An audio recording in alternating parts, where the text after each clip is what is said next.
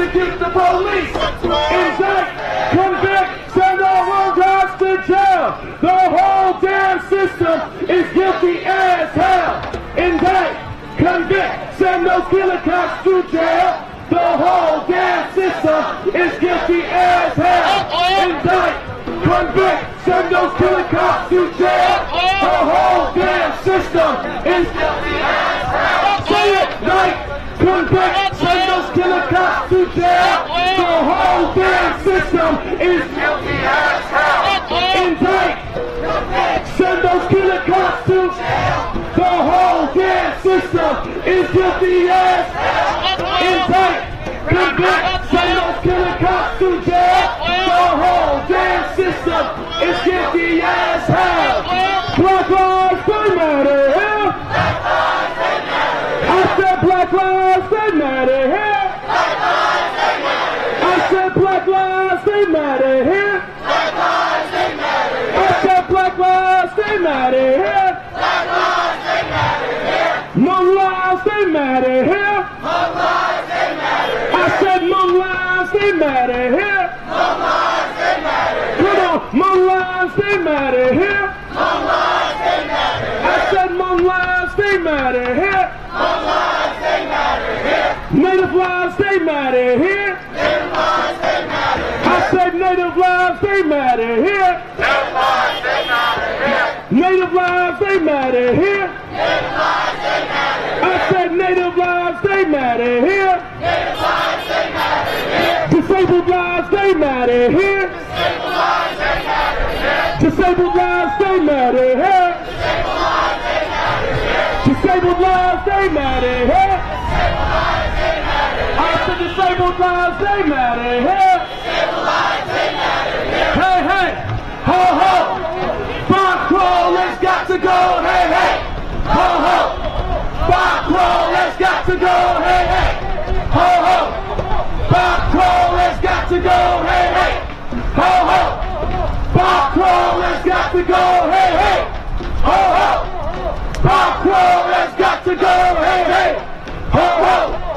Kkkroll has got to go. Hey, hey, ho, ho. Kkkroll has got to go. Hey, hey, ho, ho. Kkkroll has got to go. Hey, hey, ho, ho. Kkkroll has got to go. Hey, hey, ho, ho. Kkkroll has got to go. Hey, hey, ho, ho. Kkkroll has got to go. Hey, hey, ho, ho. Kkkroll has got to go. Say his name. Say his name. Say his name. Say his name. Say his name. Say his name. Say his name. Say his name. Say his name. Say his name. Say his name. Say his name. Say his name. Say his name. Say his name. Say his name. Indict, convict, send those killer cops to jail. The whole damn system is guilty as hell. Indict, convict, send those killer cops to jail. The whole damn system is guilty as hell.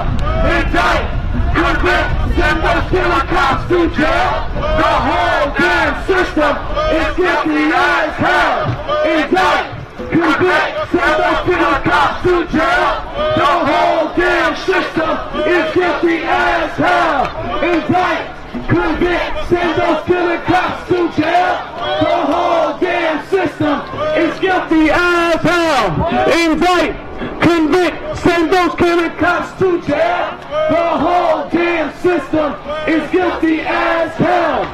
Boots, boots, boots on the ground. We here to shut this shit down. Boots, boots, boots on the ground.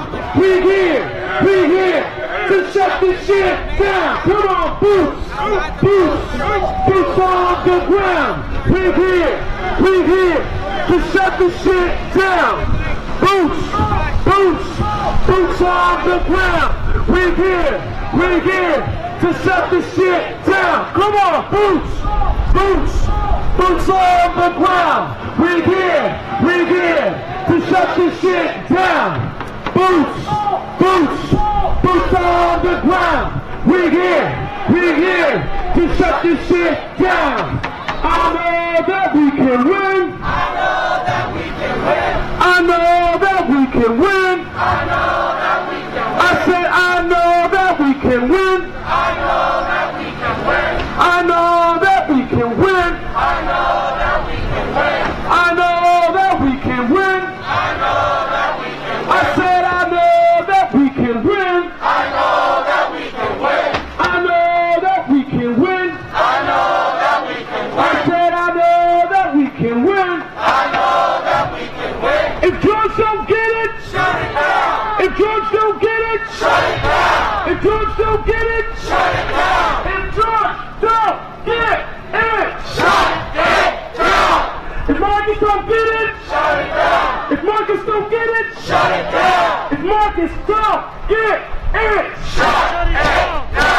If Cordell don't get it, shut it down. If Cordell don't get it, shut it down. If Cordell don't get it, shut it down. If Cordell don't get it, shut it down. If Brianna don't get it, shut it down. If Brianna don't get it, shut it down. If Brianna don't get it, shut it down. If Brianna don't get it, shut it down.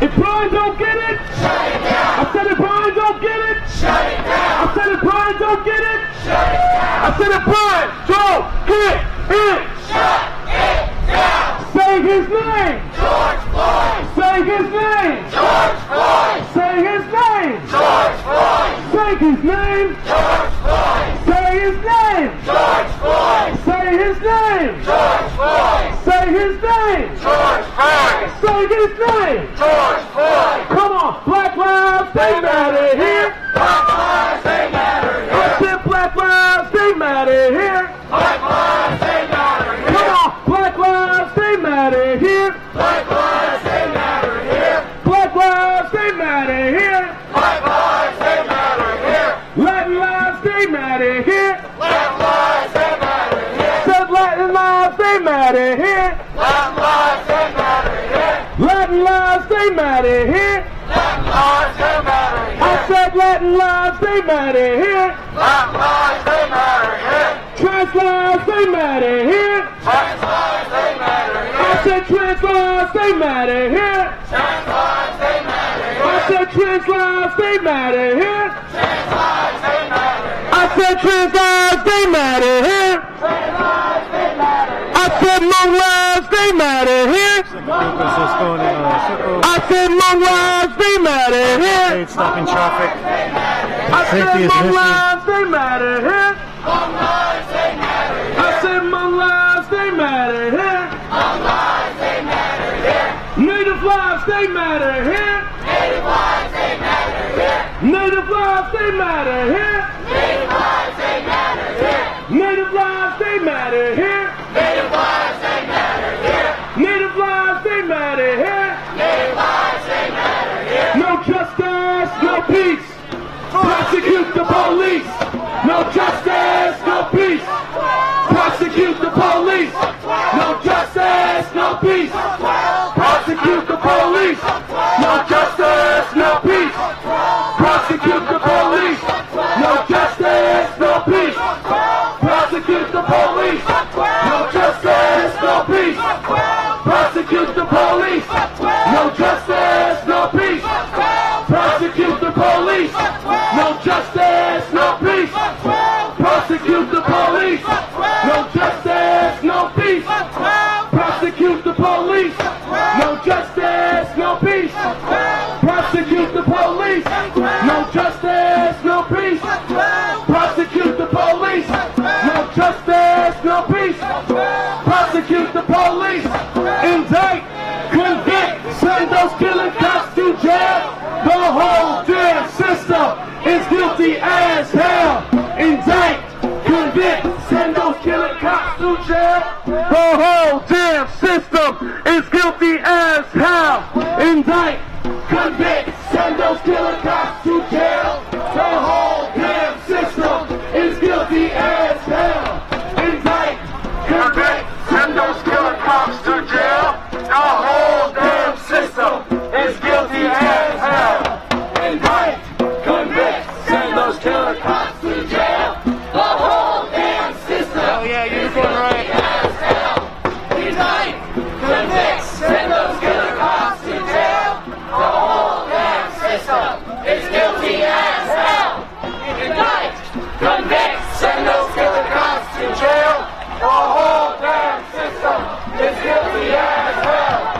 Indict, convict, send those killer cops to jail. The whole damn system is guilty as hell. Indict, convict, send those killer cops to jail. The whole damn system is guilty as hell. Fuck 12. 2, 3, 4, 5, 6, 7, 8, 9, 10, 11. Fuck 12. 2, 3, 4, 5, 6, 7, 8, 9. So you see the blockades of cars protecting the march. There's in the past, white supremacists and other folks have rolled through marches, maybe not believing that Black lives should matter, and they drive through the march.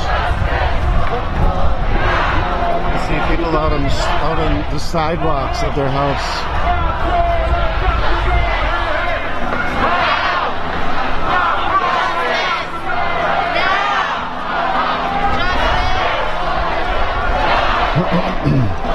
Again, thank you all for joining us, Nico from Unicorn Riot. We're here live in Northeast Minneapolis.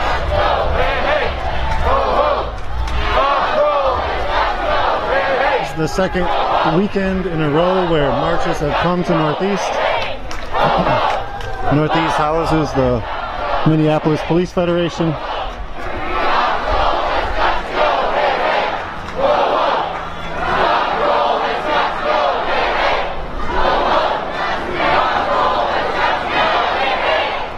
So that's sort of the sentiment throughout the city. Everybody's pretty much in solidarity with what's happening, with wanting some change, wanting some tangible change, wanting the police to possibly just be dismantled. A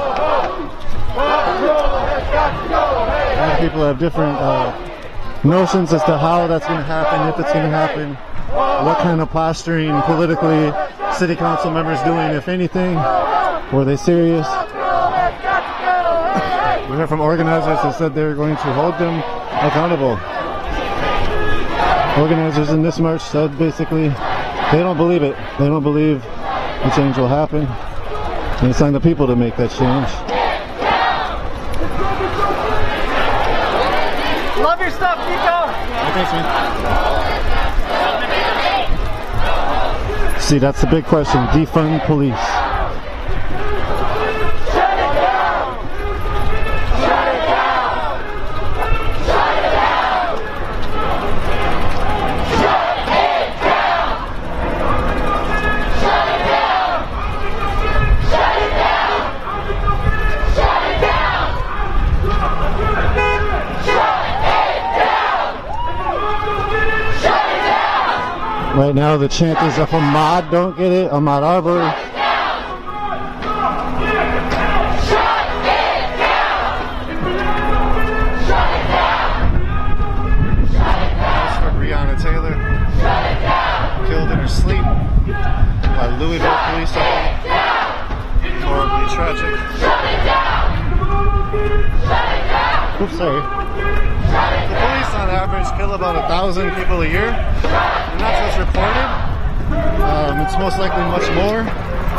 If you add in all of the accidents that are caused from police chases, all those such things, Minnesota, according to CUAPB, Communities United Against Police Brutality, who've been putting in decades of work tracking the police and researching the police and policies, they tally 400 plus murders of human beings in the last 20 years in Minnesota.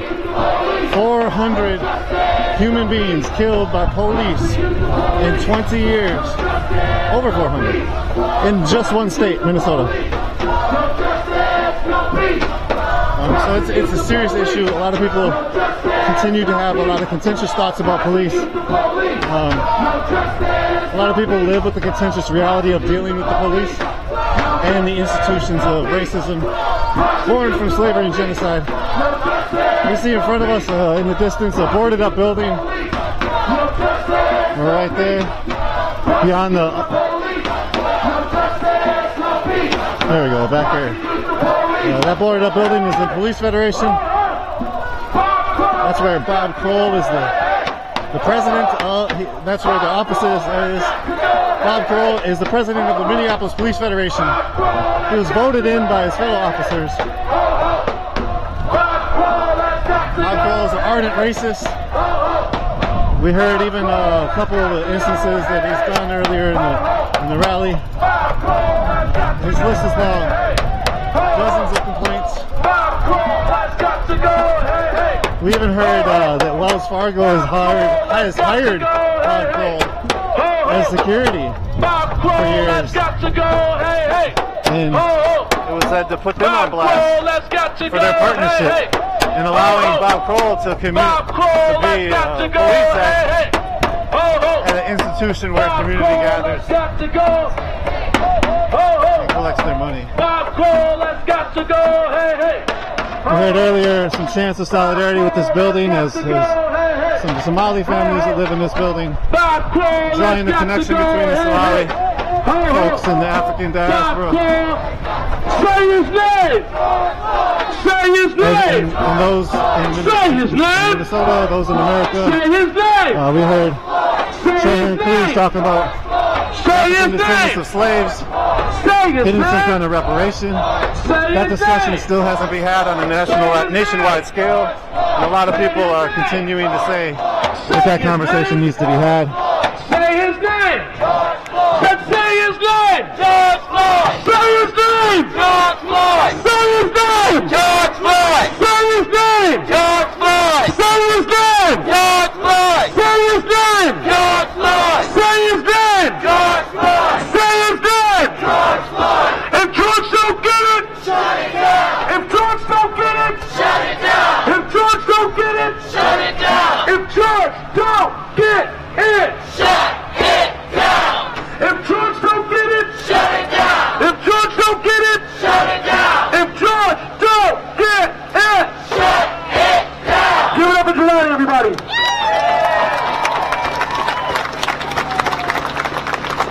Hey, I have a question for you. Whose streets are these? Our streets! Whose streets are these? Our streets! What does democracy look like? This is what democracy looks like! I can't hear you. What does democracy look like? This is what democracy looks like! I'm gonna tell you something right now. They thought we were going home. We ain't going home. They thought we were gonna stop marching. We ain't stopped marching. They thought that we were not coming to a different part of the city. We came to another part of the city. And I'm going to tell you what, and I'm going to see them all day long. The young people of this movement, this is your time to lead us. What we saw on 38th in Chicago was not a movie. It's a reality of America. What we saw there was a tax-paid torture and a televised of a human being in America. And that is a damn shame, but it's a reality of where we are today. But I want to tell you something. Minnesota is not known anymore for being Minnesota nice. We're going to change that. We're going to change that, and we're going to change it to Minnesota justice. We're going to change that, and we're going to call ourselves the new revolution in America, where justice can be realized right here in 612 in every part of this state. And it's going to take every single one of us. It's going to take every single one of us. And I want you to know right now, every single one of you who showed up to this protest, I know your friends list is bigger than the ones you showed up with today. And I'm going to ask you right now, you better be asking your friends, where were you today? What excuse did you have? Because we're going to fill these streets until we get justice for all the lives that have been lost, and we change this damn system from inside to outside. So the first thing I'm going to ask every single one of you is do not show up to another protest by yourself. Bring as many people as possible. I'm going to ask right now a question that I like to ask. If this is your first protest, I want you to put your fist up right now. If this is your first time out here, I want you to put your fist up. And y'all gonna tell me something. We see you, we love you, and this is just the beginning of a revolution like this year. And I'm gonna tell you, if you did not raise your fist because this is not your first protest, I see you too. And I'm gonna tell you, this is our moment. This is our moment. And the people are going to take back what is ours. And that is our government, our way, moving forward. And I'm going to tell you something. Bob Kkkroll is Bull Connor of our generation. Bob Kkkroll is another going to be in the history books. People will be looking back and saying there was a guy named Bob Kkkroll. But the people came together and got his ass out!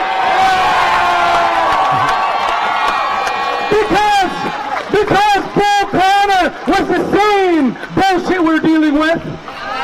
But the people back then in the black and white videos, they stood up against police brutality that we haven't seen yet. All we're doing is standing up to them.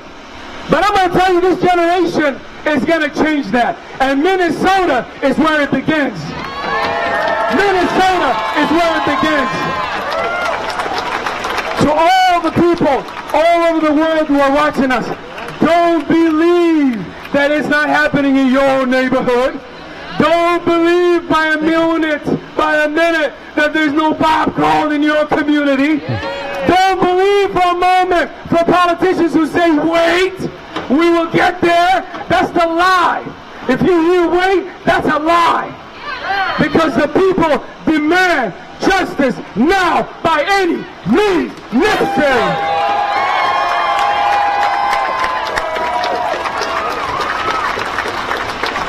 But I'm going to tell you something that all of us need to know. Bob Kkkroll wasn't elected by a bunch of racist police officers. That is how he got into office. So we're going to clean Bob Kkkroll and the rest of them out of our city.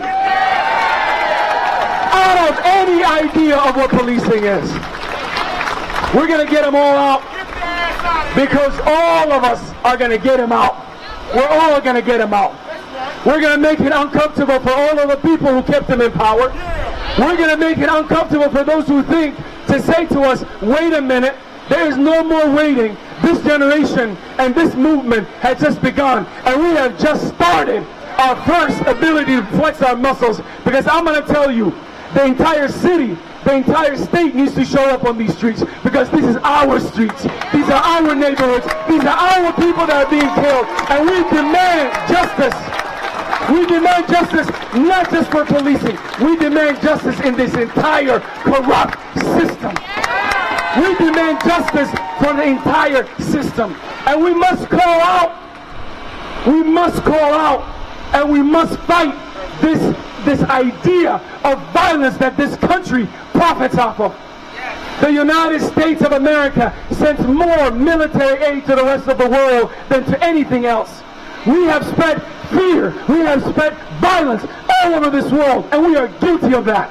And that is why we see the type of brutality that we see on the streets, the military-grade weapons that these police officers are using against us. The tear gas that you saw, that's military-grade. That is not for civilians. That came back to us because that is what we are allowed to happen in this country. The military-industrial complex, I'm telling you, it's done. It's done. Your days are over. The days are over. We start a new peace movement in this country. a new peace movement in this country.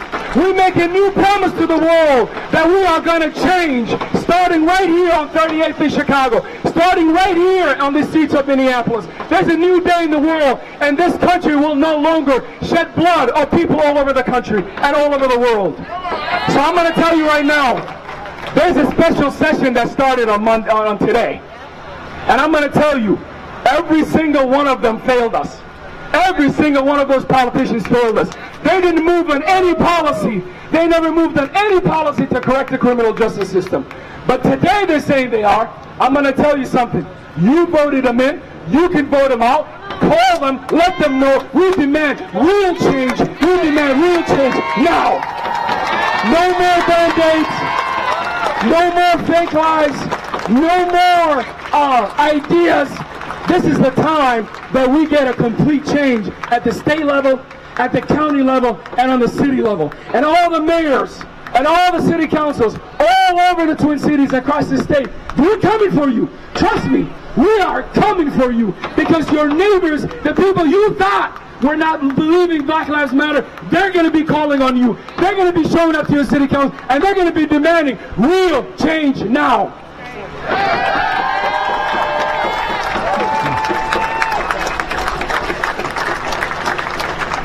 And I'm going to tell you something. Some of you don't believe in the voting system. But I'm going to tell you something. If you don't vote, you are part of the problem. And if you voted and you made a mistake, don't make it twice. Don't make it twice. Don't bubble people in who are killing us. Don't bubble people in who are causing harm all over this country and all over the world. This is our moment right now. Politicians have lied to us too far too long. We have to hold them accountable. So this is the moment right now. They expect us, we're not going to show up in November. They expect us, we're not. But I'm going to tell you something. You're going to show up. You're going to bring your friends to show up. And you're going to convince some of your racist people to show up and vote for the right decision as well. So you got to promise to vote. You got to promise to make sure other people vote. I'm going to tell you, there's a group of people in Minneapolis that vote at a large number. And that's the Somali community in Cedar Riverside. They vote at 97%. Because their lives at stake. And I'm going to tell you right now, this is a moment right now where if the politics doesn't work for us, we change it all. We change it all. If the politician doesn't have a moral courage, we put somebody else. And I tell this before, and I'm going to tell you again. There's some people right now, in this crowd right now, that have more moral courage to lead us than the corrupt system of politicians that we have right now. So I need some of you to step up. I need some of you to step up because you can get this done better than anybody else. So this is the year. It is a year of an election. It's a powerful moment. And I'm going to tell you, they've done this before. They're going to try to make their own version of the story. But the story that we're going to tell, it is not going to be the same anymore. And by the way, everyone is awake. Everyone is awake. And by the way, we're not only coming for the government, we're also coming for the elite system and the corrupt Hollywood, all of the corruption in the media who created the story of America, who continue to demonize black people, people of color. We are starting that. And that's not enough. Because for the first time in America, women are alive and well in the movement. The Women's March, get your boots back on. Get your mitts back on. This movement is about all of us. And we are under the same oppression that is killing all of us. So if you're a woman and you march, you're going to march today. If you're a peace activist, you're going to march today. And if you've never marched before, trust me, it is sweeter than anything else. It is sweeter than anything else. And you will find yourself in a position to lead, in a position to take us to the next chapter. And for finally, the one thing I want to say is don't lose hope. Don't lose hope, because what we're fighting for is what I personally believe God is asking us to stand for. Start standing for the dignity of human beings. Dignity of human beings. That is what we're fighting for. And we have no better supporter than the creator of all of us. And I deeply believe that if we're in this movement for the right reason, angels are going to come to help us. And we are going to get this thing done. Because in the before, we've seen it before. In the stories, we've seen it. There have been many pharaohs. There have been many evil men in this land before. And guess what they met? They met committed people who were united and had God behind their side. And that is how you can go through mountains. That is how you can cross a river. That is how you can cross the sea. That is how you can do the impossible. When you are together, united for a cause that is right, we can win. We will win. Say with me. We will win. We will win. We will win. We will win. And then also, we are coming. We are coming. We are coming. We are coming. We are coming. We are coming. And then finally, the chant that I like the most. By any means necessary. By any means necessary. By any means necessary. By any means necessary. All right, now I'm going to hand it off. Oh, right. Satara. All right, come on in, sister. Come on, man. Hey. Somebody say, I believe. I believe. I believe. I believe that we will win. I believe that we will win. I believe that we will win. I believe that we will win. I believe that we will win. That's right. We will win. Lost my place. You all have to be patient with me. I don't do this much. I usually just chant in the streets. I just chant in the streets. Martin Luther King said, we must accept finite disappointment, but we must never lose infinite hope. And as a black woman, I'm often told that, we must accept things that we cannot change. And I'm here to tell you that black folks are tired. We're tired of that shit. That shit is dead. We're tired of accepting mediocrity. We're tired of being the bigger person. We're tired of being told that justice will have to wait. And most of all, we're tired of motherfuckers like Bob Kkkroll. Like Bob Kkkroll being allowed to sit in positions of authority. Somebody say, let them know they got to go. Let them know they got to go. Let them know they got to go. Let them know they got to go. That's right. Let them know they got to go. And I didn't forget the hope part of that, right? Dr. King mentioned hope. Hope is a wonderful thing. Hope that the system will change and that I might get to be a part of it is what gets me up every morning. But y'all, that's exactly what white supremacists like Bob Kkkroll try to suppress in this movement. See, the enemy came to steal, kill, and destroy our hope. That's what they've been doing for millennia now. That's why we're determined. Somebody say determination. Determination. Determination is something that Bob Kkkroll and white supremacy ain't ready for. We're determined to be out here for however long it takes, with our boots on the ground, stomping the pavement. Somebody say stomping the pavement. Stomp that pavement? Right. Not just for George Floyd, not just for Breonna Taylor, not just for Marcus Golden, not just for Jamar Clark, not just for Cordell Handy, not just for Jaffrey Smith, not just for Phil Quinn, not just for Thurman Blevins, Mike Brown, Terrence Franklin, Sandra Bland. Woo, it's a lot, y'all. Terrence Franklin, Brian Canones, Tamir Rice, Alton Sterling, Oscar Grant, Trayvon Martin, and many others. We will not stop stomping the pavement until people have justice for 401 years of slavery. Black folks have dealt with 401 years of slavery and enslavement of our minds and our hearts and our spirits, and we won't stop until we get justice for that and the 528 years of Bob Kkkroll's ancestors stealing, killing, and destroying indigenous and black folks. Somebody say, hey, hey, ho, ho. Bob Kkkroll has got to go, hey, hey. Ho, ho. Bob Kkkroll has got to go, hey, hey. Ho, ho. Bob Kkkroll has got to go, hey, hey. Ho, ho. That's right. Bob Kkkroll has got to go. I also have to plug this event. There's an event going on tomorrow. It is called the International Solidarity Day of Protest Against Police Terror.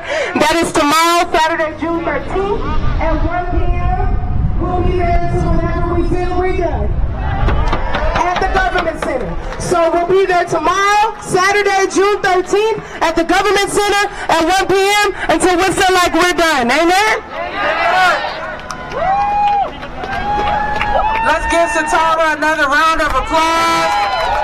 She's an educator, boots on the ground, fierce black woman. Now we're going to have Carl Samagino. She's going to say a couple words about holding white folks accountable, because it does not end here, especially the progressives and the liberals. And then I'm going to close us out with the Assata Shakur chant. Let's give Carla here. Thank you, Kyle. I did not come here planning to speak, but as I watch these protests and I watch the cops rightly being taken down, rightly being held accountable, I, as a white, who's here like a white liberal progressive? Lots of you are. You count yourselves as that, as do I. But if I grew up white in America, it's the water we swim in. We are blind to it. We cannot be blind anymore.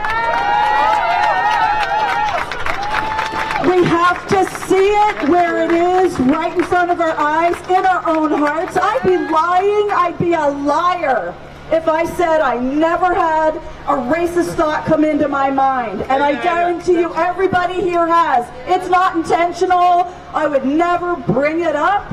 But I'd be lying if I said it didn't happen, and we're all a part of that because it's the system. It's intentional, and we have to acknowledge it. I have it in writing from my ancestors' diary. I got 4 acres of land and 2 Negroes, and God blessed me. And then I got 6 acres of land and 4 more Negroes, and God blessed me again. I have it in writing. It's so painful and raw and disgusting to see it in writing, but that's my ancestors. It's a lot of your ancestors. I want to publicly hold myself accountable to do that work of owning my privilege, owning the racist shit that's happened in my life, and I invite you all to do the same, because if we don't change, the cops won't change. If we don't change, the politicians won't change. So I am so excited about how we cracked open, fucking finally. This is so overdue. Like, seize this moment. Thank you. All right, let's give Kyle another hand. He's talking to a lot of DFLers out there who have sold us a bunch of lies. Now, we already know about the Republican Party, okay? We already know. But we have to hold, many of us who vote Democrat, we have to hold our own party accountable for what they say they are going to do. Because Minneapolis has been run by Democrats for over 40 years. So how did our police force become one of the most murderous in the country under Democratic rule? We gotta hold them accountable. We gotta call them out on their lies and their inaction. And like we've been saying, enough is enough. Enough is enough. Enough is enough. Enough is enough. Enough is enough. Enough is enough. Enough is enough. Enough is enough. Enough is enough. Enough is enough. Enough is enough. Enough is enough. Enough is enough. Enough is enough. Okay, one more chant before the Assata Shakur chant. I'm trying to wait for Chantel, who's supposed to help us, so hopefully she'll be here. Hey, hey, ho, ho. Bob Kkkroll has got to go. Hey, hey, ho, ho. Bob Kkkroll has got to go. Hey, hey, ho, ho.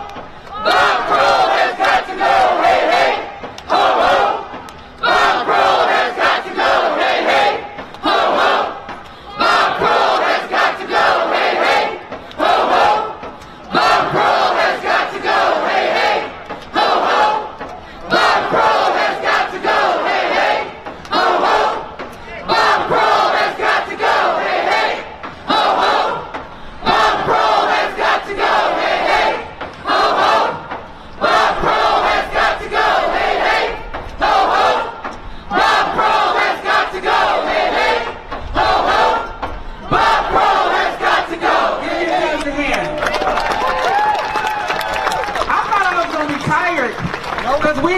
we have been out here since the day after George Floyd was brutally murdered, y'all. But we got a fire burning in us for justice that just won't quit. We gotta stay out here. We gotta keep marching. We gotta keep demonstrating. We gotta keep holding our elected officials accountable. So I want to thank all of our marshals. Let's give them a hand for guiding us, keeping us safe. I want to thank all the organizers and all the groups who were a part of putting this event all together. I want to thank all of our artists who helped design our banner. Bob Kkkroll has blood on his hands. Thank you for your handprints, making this happen. Thank you for rocking these t-shirts. Like we said, we're going to stay out here, and that's the tangible thing we can do. We can get Bob Kkkroll's ass fired from the Minneapolis Police Department. Period. Period. That's our next rallying cry. Get Bob Kkkroll's ass fired. And Liz Collin of WCCO. For lacking journalistic integrity and ethics. Period. All right, so I'm going to lead us in the Assata Shakur chant to close us out, y'all. Y'all ready? So repeat after me. It is our duty to fight for our freedom. It is our duty to fight for our freedom. It is our duty to win. It is our duty to win. We must love and support one another. We must love and support one another. We have nothing to lose but our chains. We have nothing to lose but our chains. It is our duty to fight for our freedom. It is our duty to fight for our freedom. It is our duty to win. It is our duty to win. We must love and support one another. We must love and support one another. We have nothing to lose but our chains. We have nothing to lose but our chains. Now let's make sure that Bob Kkkroll hears us out in Hugo. Y'all ready for this last time? It is our duty to fight for our freedom! It is our duty to fight for our freedom! It is our duty to win! It is our duty to win! We must love and support one another! We must love and support one another! We have nothing to lose but our chains! We have nothing to lose but our chains! We have nothing to lose but our chains! We have nothing to lose but our chains! We have nothing to lose but our chains! We have nothing to lose but our chains! All power to the people, y'all.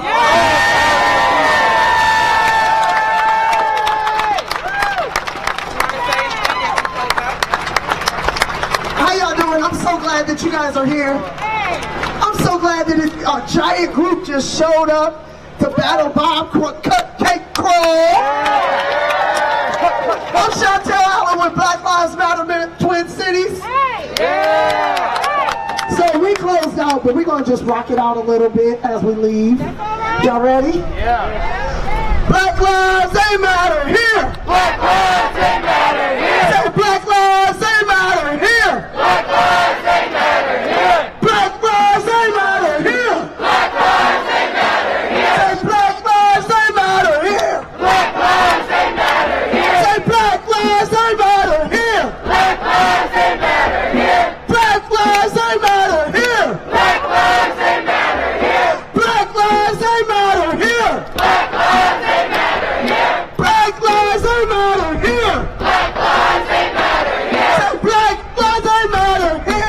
Black lives, they matter here. Black lives, they matter here. Black lives, they matter here. Black lives, they matter here. Black lives, they matter here. Black lives, they matter here. Black lives, they matter here. Man, thank you guys so much. The energy was beautiful. We love y'all. Thank you so much. Rally tomorrow at 1. For all the bikers to take over the streets right now. All right, so the bikers are going to be at University and University and 19th to take over the streets. Sounds like bicyclists are about to be riding. Whose streets? Our streets. Whose streets? Our streets. Whose streets? Our streets. Whose streets? Our streets. Whose streets? Our streets. Whose streets? Our streets. All right, y'all. There is another rally tomorrow, 1 o'clock at the Government Center. Led by Black Lives Minnesota. Police colors. Shahan Cruz. we will all be in effect. So there's also a memorial service at Shiloh Temple on Broadway for George Floyd. Please go pay your respects if you have enough energy. It's happening right now. If you cannot show up, when you get home, light a candle.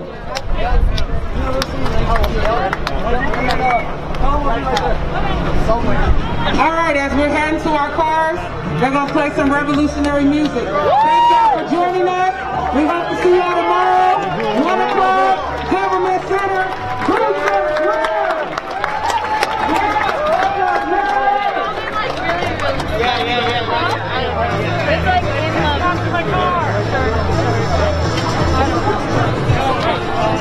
We're going to talk to Monique Colors-Doty in a very moment. Very quick moment. Maybe we'll just like get against the fence. Right there.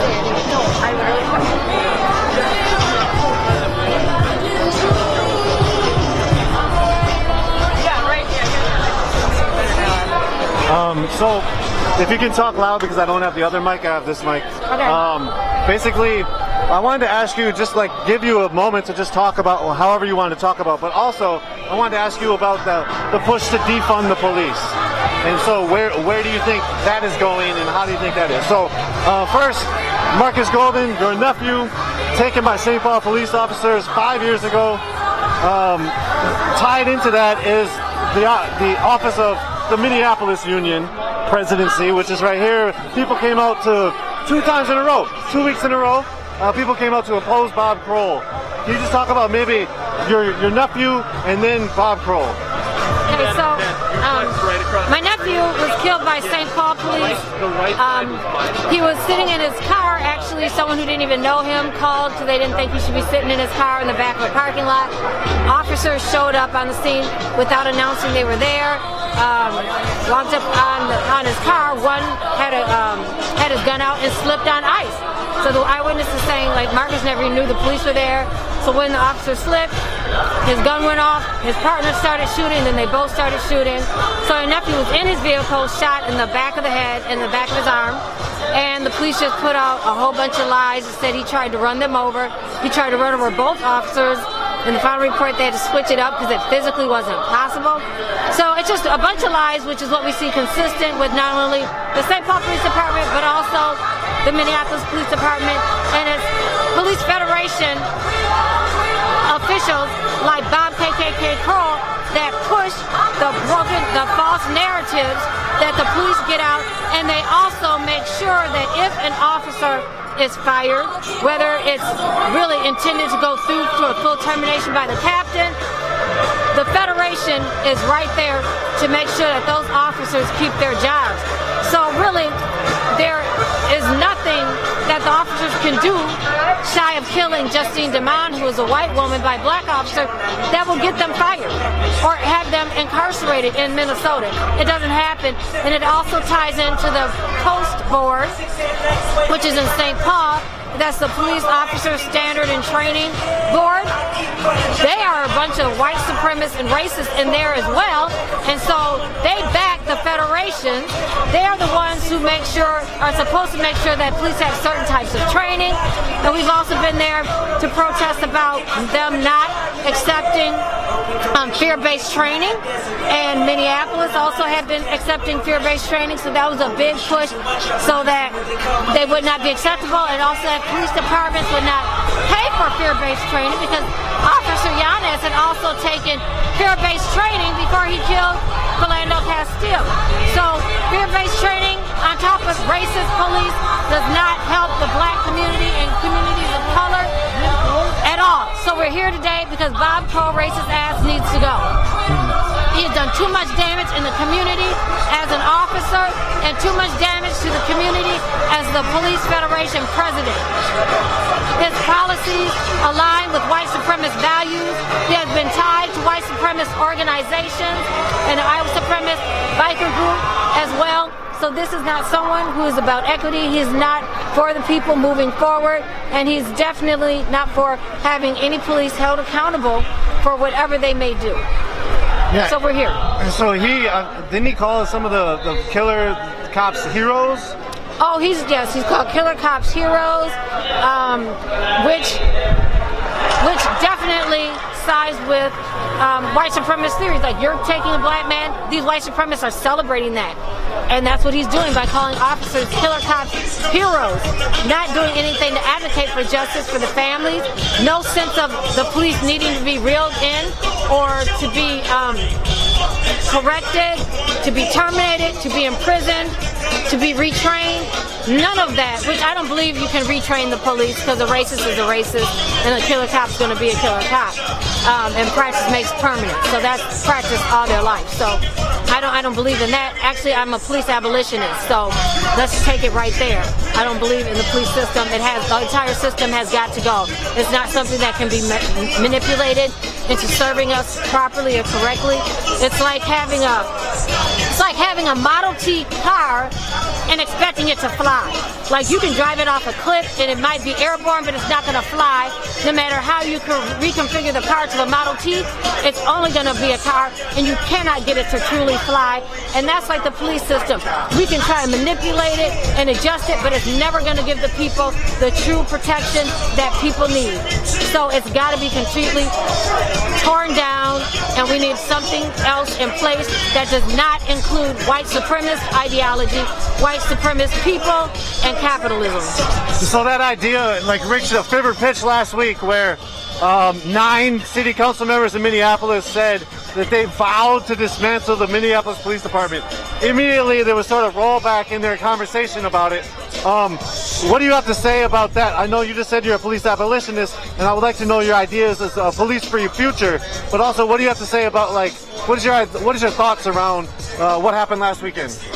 Well, I think when people say that, especially elected officials, they really need to frame that conversation around how it works. So I'm not sure how they're using the term police abolitionist, because that's a whole flip side of what we've seen from the city council. So I don't know if they're using that as a catchphrase, or they really understand that, yes, we can have a world without police. You know, there's a book, is it I Dream in Color, A World Without Police? Yes, if you can't dream it, though, you'll never believe it. So you have to give people a foundation to see. People are reliant on police because the system was created around the police. If you have a car accident, over $700 worth of damage, you're supposed to call who? The police. Because the system is written like that. The insurance wants a report from the police. If your house is broken into, if you want to make an insurance claim, they want a police report. But that can be done without police. We can have mental health crisis addressed without the police. With people who are mental health experts who actually care about people. We can have that. But it's that the police system has been woven into the DNA of America that people think we can't live without police. And people say, well, who are you going to call when you need help? I'm not calling the police. Fuck the police.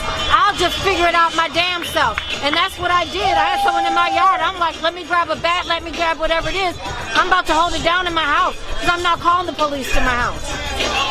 You know? So when you understand that you can't rely on the police, that you can't trust the police, that the police are targeting people in our community, that the police are using paid informants to work and tear down the community while they still talk about we want to rebuild community trust. There should never be community trust. That's like telling the hens to trust the fox, and we're going to put the fox in charge of the hen house. It doesn't work. Because bottom line, the same police who are trying to take a knee in St. Paul with us turned around and arrested 64 protesters. How do you take a knee and turn around and then turn and arrest people? It's disingenuous. And it's a disingenuous system of policing. So it's got to be torn down. Just like capitalism, it is a part of capitalism. Capitalism will always put profit before people.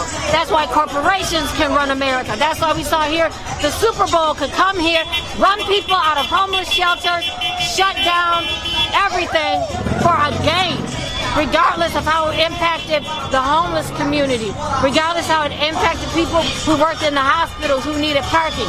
Everything sways when capitalists, when money, when investors, or when Hollywood comes into play. So part of the police myth we see portrayed in Hollywood, because Hollywood has contracts, right, to show the military and to show police as those coming to the aid in films and movies. That's been going on for many years. So it also ties into Hollywood. It ties in to the programming that we see, cops, all these CSI and these other unsolved mystery shows. That's not how policing works. When they get those people in there, in those rooms, and they're like, oh, putting all the pieces together. No, they have our black children in there, tormenting them, denying them legal representation, forcing confessions out of them after not allowing them to drink, to use the restroom, to eat, to see their parents. There is so much corruption that's in the police department. When you see these programs, these pro-police shows, programs where those generations of police and they're all working together, that's just promoting, that's police propaganda, and we have to push back against that. Those programs shouldn't be on, but that's the Hollywood influence, that people sit and they watch these programs and they think the police are everybody's friend. That might work for some people, but the people that I know, it doesn't work. Thank you for all that. Quick question, police-free future, you sort of touched on some of it. What is an alternative? So, a police-free future also ties into, that's revolutionary, right? So it's people waking up to realize we have two-party system, basically. The Democrats, Republicans, they're both capitalists. What have they done for us? They have watched our people die in the street. And so now, after George Floyd, they're talking about introducing legislation. But we understand that if people who cared, who had an interest, it would have been done already. And that ties into capitalists, that ties into the entire system that allows the rich and the wealthy to profit off the pain and the suffering of the poor. That's why you can have heads of corporations making $50 million a year while the people who are flipping the burgers don't make a livable wage, right? It's not sharing, it's the rich taking more than they need. And so therefore, with the police are a part of that, because the police protect what? They would protect property. That's why you saw the military called out to protect property. And the police are not here for us. So in terms of making, how does that look? That's tearing down a whole system. That's going to take a whole lot of education, right? And it's not just about, oh, black people or white people, because there's a lot of white people who get it and a lot of black people who don't. So really it's about educating and talking to people like, hey, look how capitalism affects our lives everywhere. This is why when there's a concert coming to town, why do you have Ticket King selling tickets at 4, 5, and 6 times the rate? There is no need. That's capitalism. They're profiting off of people's suffering and pain, or people not having an opportunity to get something. And what is it? It's taking more than you need to benefit you and hurt others, right? Capitalism. That's why when you're on the freeway, you can say, oh, a pay lane, where you can pay, but maybe you don't have money to pay. So why should it take you more time to get to work because you don't have money to pay for an express lane? That is something made to cater to people with money, right? And we see it everywhere, so we have to start seeing capitalism. Why at the airport, if you can afford a ticket that's first class, now your time is more valuable because you don't have to wait. You can come at the last minute. Or you can, so it's systems in place that give people with money and wealth advantages that cause other people to fall further behind in the different things that they can do in life, and it's not recognizing the struggles of the people who are living in lack, right? So the police tie into all of that because the police serve that system of capitalism, and the military as well, because the military is what? Military is really a means for the manufacturers of weapons to get rich and all their stockholders to get rich. So when we tear down that system of capitalism, we begin to educate people, see how capitalism is affecting you, you know? and then you realize, okay, this really isn't working, because I don't take more than I need. I'm not going to buy 10 tickets to a concert and turn around and sell 8 of them. I need 2, I'm taking 2. If I have 2 extra, I'll sell it at price, face price. I'm not trying to profit because I didn't put in the work to create that ticket or anything, but it's about seeing how people take advantage of situations, and it's greed. And it's the police, it's the greed, taking advantage of situations, taking advantage of their badges. While we see we have 54 in office, someone who's in favor, and definitely a white supremacist, promoting basically the police agenda, saying police, the only thing wrong with policing is they don't have enough power. Obviously, he wants more of us killed. That's what it's saying in advance. So basically, there's no way to separate greed from capitalism. There's no way to separate white supremacy from capitalism. It's about going back. It's about truth-telling, starting with the indigenous people and their experience, truth-telling about enslavement in America, truth-telling about the wars that the United States has created, truth-telling why we had to bring people here, and people were not taught about why we had immigrants here, because America fucked up their country or started a war, and now they come here and they're treated like crap and experience racism because of America. It's a lot about truth-telling and getting down to the nitty-gritty about who America is, what America is done, and owning up to that, and then creating systems in which every person is incorporated and included, in which white supremacy does not have a voice. Thank you. Anything else you want to say? Nico, Unicorn Riot, I love you. I love you guys. You're amazing. Thank you for being out here. Oh, you ready for me? I'm gonna close it out in a minute. You wanna talk? You just okay. Getting ready. I'm ready. So you had some words. You had some words about the police today. You had some words about Bob Kkkroll, whose office is right behind us. Can you talk about a touching or a specific topic that's continuing to happen? Is this fever pitch of abolishing the police or dismantling the police? We heard that here locally last weekend. Do you have hope that could happen? If it does, what is your idea of a police-free future? I wish they just disband guns altogether. I really do. I wish they get rid of them, because those are the uniforms behind the evil. And guns don't kill us. They pull the trigger and kill us with the guns. In a perfect world, that would be wonderful. You know, and that would be the hope, that our children would be able to live and be able to breathe and not take breaths. You know, Bob Kkkroll has done such a rotten job of caring about the people who pay him his salary. He would rather put murderous cops back on the street than to care about the people. And then they continue to kill and kill and kill over again. Derek Chauvin, let's be clear, he should have been gone. This is not his first time in the rodeo. This is not his first shootout at the old Kkkroll. He's had 3 shootouts. And this one was very deadly, and he didn't care if we watched. He allowed us to see it. He allowed us to see him kneel on the man's neck, put his hands in his pocket, and placed his knee in his neck very comfortably. And as the bystanders were hollering and trying to help get up off his neck, he continued to just apply more pressure. Like I'm gonna show you all. The look in his eyes was like, today there will be a death of a black man, and clearly there was a death of a black man. That man was dead when he was on the ground. I don't want to hear bullshit about, oh, the hospital said after he arrived he was dead. That's bullshit. He was dead when he was on the ground. The man kept saying, I can't breathe. When he couldn't say no more, that's when he was dead. Dead people don't talk. We didn't hear George Floyd talking. So that within itself told me he was dead. They need to disarm them, disband, and they need to get rid of the corrupt policemen. And the ones that don't say nothing and stand by and look, they need to get rid of them too, because they're just as guilty. Again, had one of them pushed him, knocked his ass off, of George Floyd, he'd still be here. You know who they helped?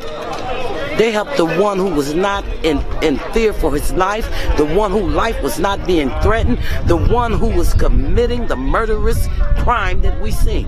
That's who they helped. That's inhumane. Animals. Animals. They need to go.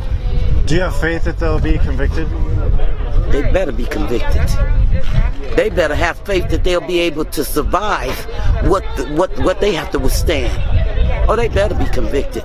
Because this shit that you seeing here, oh, this ain't nothing. This ain't nothing. Minnesota better make the right decision. The right one. I'm not in favor of burning things down and looting. I'm not saying that. But what I am saying, this atrocity and this tragedy is what brought it all on. Those buildings could have still been standing. But so could George Floyd, had Derek Chauvin and the other 3 bullies had not killed them. Buildings would have been standing, George Floyd would have been standing, walking around, having life. My child would be standing, Cordell Handy, Marcus Golden, Terrence Flakins, Jamar Clark, Justin Tigan, Gary Gray Hopkins, Sandra Bland, Tamir Rice, they could have been standing. Trayvon Martin, they could have been standing. And the buildings that will get replaced, as I said, they'll come back. But our children is not going to resurrect from the dead. That ain't happening. That ain't happening. Whatever society or the community took from them, they will get it all back. But what's taken from us, we will never get back. Irreplaceable. Money couldn't even buy them back. So yes, I would like to see the whole police force defunded. And I think that anybody that allowed them to do security work or any type of services for them, they need to get rid of them. They need to get rid of them. Hire the people. Hire the human beings and not the animals. You know, the tragedy is not so much, I don't see it a whole lot in bars and in restaurants. I don't see a lot of killings of the community killing each other. I see a lot of the police killing the community. And every time they approach a black or a brown person, that is have to always result in death. And you know when we will always remember Emmett Till.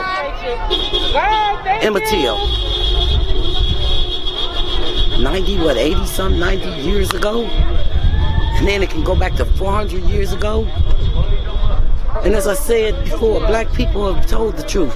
They've always told the truth about white supremacists, these supreme demons, because that's all they are. Let's just be clear.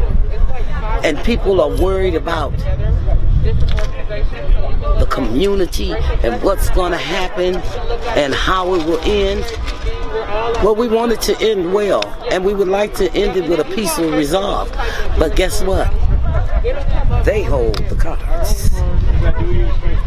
And we're just going to keep our boots on the ground. You know, it's a sad day when black people, we're given a pair of dice. They're crooked from the day they handed to us.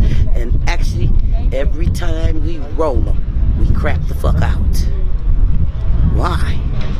Why? Because we want to be in our house and be black. We want to jog and be black.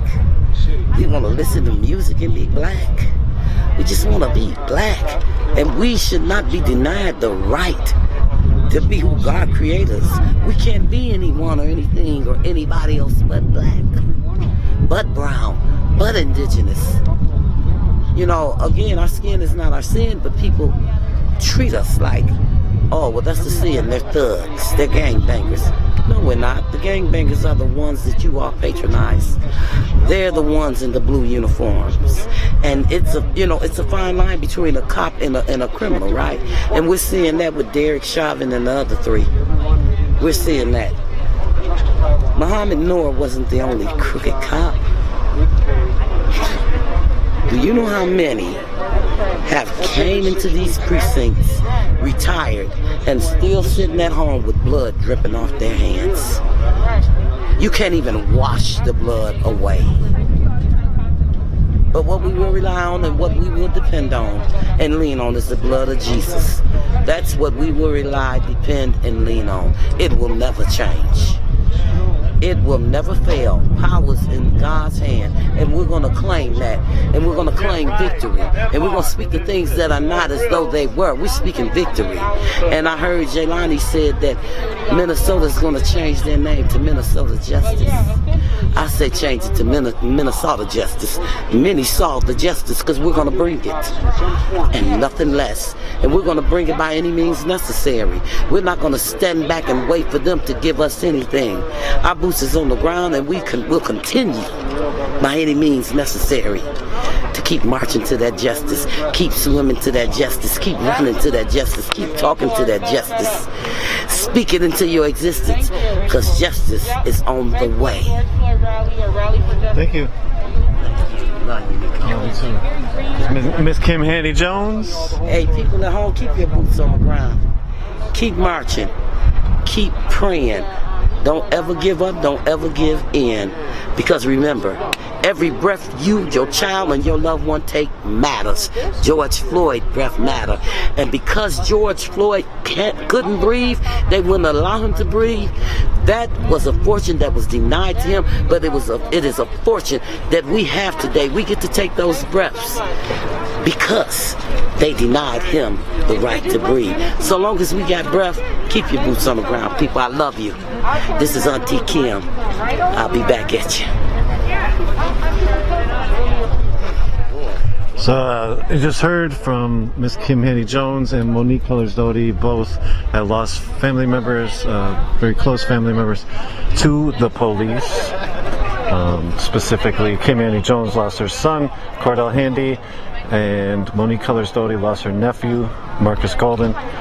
If you want to know more about those instances, we have a lot of coverage on that. UnicornRiot.ninja.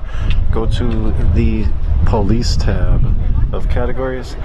Again, this is Nico from Unicorn Riot. We are going to bring the stream down from in front of the Minneapolis Police and Fire Union offices over Northeast Minneapolis. It was a march of about 1,000 people, and the march, it was a rally and then a march. The march went about in a circle over Northeast and came back. So right now people have left some remembrances, some signs, some words up on this fence of the newly all the way boarded up building. So again, thank you all. Thanks, Chris, for running the back end. Thank you all for joining. Thanks for the amazing amount of support that we've got and love and donations. We are a 501c3 educational nonprofit, horizontally organized, with no bosses. And we're here to bring you all coverage from the streets as well as contextual information regarding social and environmental struggles and investigations. So again, thank you all for joining. This is Nico from Unicorn Riot. We're going to take the stream down. Have a good night. We'll see you all someday soon. There's protests tomorrow here in the Minneapolis Twin Cities area. There's still people gathering at the vigil site. We'll do our best to keep you all in tune as to any new happenings. All right, you all. Peace.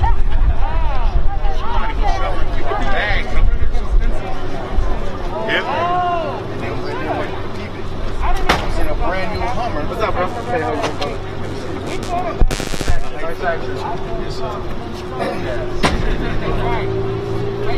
brother?